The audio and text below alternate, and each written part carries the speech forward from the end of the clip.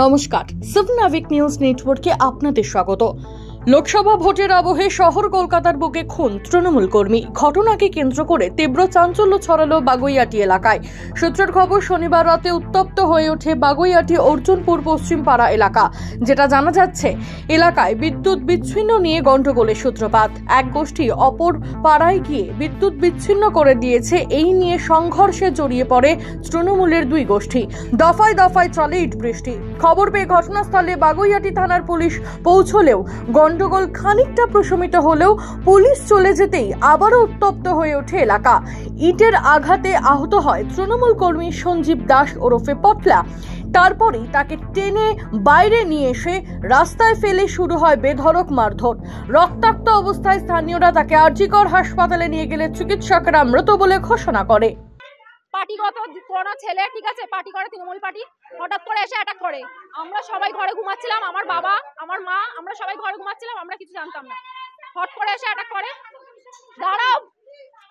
তারপরে আমার বাবা বেরিয়ে আসে যে গায়ে, মহিলাদের গায়ে কেন হাত দেওয়া হচ্ছে, ওরা ছেলে মানুষ, ছেলেদেরকে মারধর করছিল, ঠিক আছে, দাঁড়াও, মহিলাদেরকে হাত দিয়েছে। যখন আমরা ছুটে এসেছি, আমাদের থেকে প্রথমে পালিয়ে যায়। সিসি থেকে ওরা কি করে লাইন বন্ধ করতে পারে? এটা সুপর্ণা আন্টি, যে আমাদের কাউন্সিলর, 8 নম্বর ওয়ার্ডের কাউন্সিলর, সেও জড়িত আছে। দেবরাজ চক্রবর্তী এমনকি জড়িত আছে, কারণ আমরা বারবার দেবরাজ চক্রবর্তীকে ফোন করেছি, কাউন্সিলরকে হেল্প নেওয়ার জন্য ফোন করেছি, কেউ ধরেনি। এমনকি বড়বাবুকে ফোন করেছি আমরা থানা, 3বার ফোনটা কাটার পর, 3বার ফোন কাটার পর একবার ফোন ধরে বলেছে ঠিক আছে পাঠাচ্ছি। মাত্র 2-3টে সিভিল লোক পাঠিয়েছে, সিভিল পুলিশ, যারা রাস্তা পাহারা দেয়। কোনো পিসি পার্টি আসেনি, এসে উল্টা আমার বাবাকে বুঝিয়ে দিয়ে চলে গেছে। না কোনো গার্ড দিয়েছে না কিছু আছে। তারপরে ছেলেরা এসে সব 30-40টা ছেলে মিলে এসে আমার বাবাকে অ্যাটাক করে, এমন মারে। তাদের প্রত্যেকের হাতে ছিল রড ছিল। আমরা 3জন ছিলাম। দেবরাজ চক্রবর্তীর ছেলে, সুপর্ণা ঘোষের ছেলে, নাম হচ্ছে সোনু, ঈশান, বঙ্কাই, মিয়া, কপিল, আর কে কে ছিল? বুড়ো কাজীপাড়ার বুড়ো, এরা ছিল, প্লাস বাইরের কটা 30-40টা ছেলে এনেছে। এমনকি আমাকে মারধর করা হয়েছে, দেখেনি, আমাকে চুলের মধ্যে মেরেছে, টেনে ফেলা হয়েছে। স্থানীয়দের অভিযোগ, এলাকায় প্রায় তৃণমূলের দুই গোষ্ঠীর মধ্যে ঝামেলা হতো। বিষয়টি স্থানীয় কাউন্সিলর তথা বিধাননগর পুরসভার মেয়র পরিষদ দেবরাজ চক্রবর্তীকে জানানো হয়েছে বারবার, কিন্তু তাতেও কোনো সুরাহা হয়নি।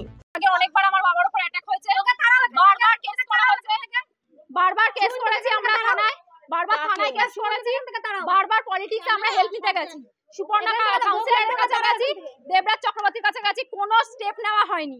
বিনা স্টেপ নেওয়া হয়েছে, আমরা কোনো সাহায্য পাইনি, না পুলিশের কাছ থেকে কোনো সাহায্য পেয়েছি, না কোনো পলিটিক্স দিয়ে সাহায্য পেয়েছি। সবাই ফোন করেছে, কখন যখন হয়ে গেছে, আমার বাবা যখন মরে গেছে, তখন নিজে থেকে সব পুলিশ আমাকে ফোন করেছে।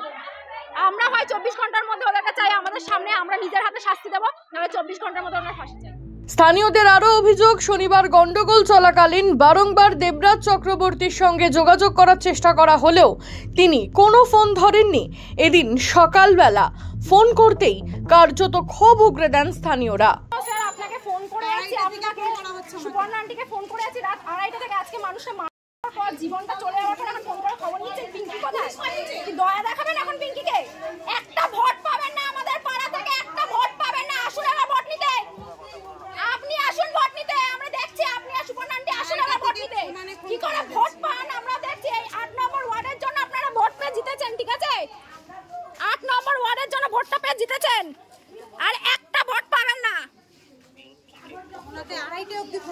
আপনি আসলেন না, একবার তো খোঁজ নিয়ে দেখবেন যে কি হলো না হলো। পিঙ্কি তো কি করে আছে? পিঙ্কিকে নাকি বোনের মতো ভালোবাসেন, এইটা বোনের মানে ভালোবাসার পরিচয়, এই ভালোবাসার পরিচয়। বোনকে যদি এতই ভালোবাসেন, একবার ফোন করে তো খোঁজ নিয়ে দেখবেন যে বোনটা কি গেল না গেল। হ্যাঁ, এই বোনকে ভালোবাসেন আপনি? ওরা তো সব সেটিং করে আছে, ফোন কেন ধরবে? মরে গেছে, এখন ফোন করবে, ধরো কথা বলে। এবার তুমি দয়া দেখাবে, এবার তোমাকে।